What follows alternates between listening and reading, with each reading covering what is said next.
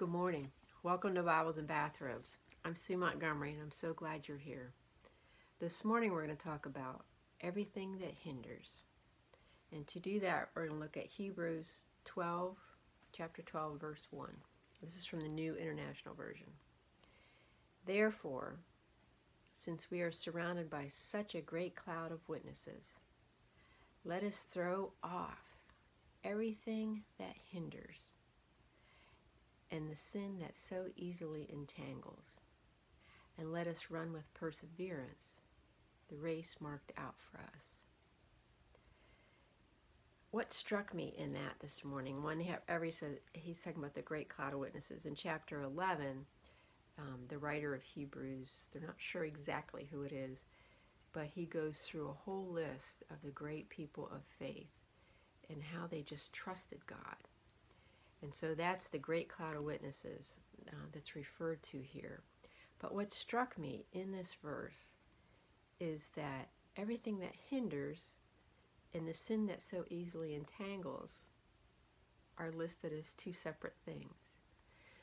And I thought about that in my life. Everything that hinders, those are the kind of benign distractions that hold up my progress on whatever. Recently, I've had a bunch of technology glitches, and what a blessing, after I got through my initial frustration, what a blessing they have been, because what they enabled were a bunch of hindrances for me, a bunch of distractions, flipping through social media, checking my email, checking the news, instead of focusing on what God has for me for the day, the projects I need to be focusing on. And those are the benign things that easily hinder, that hold us back from the bigger purposes that God has for us. The sin that so easily entangles, that's easy to spot. When we go, oh no, that's not something I should be doing. That is really going to entangle me. And but both of those things, they get us off track from what God's purposes are for the day and overall for our lives. And what we're called to do there is to throw them off urgently, get rid of them. So I encourage you this morning, evaluate your life.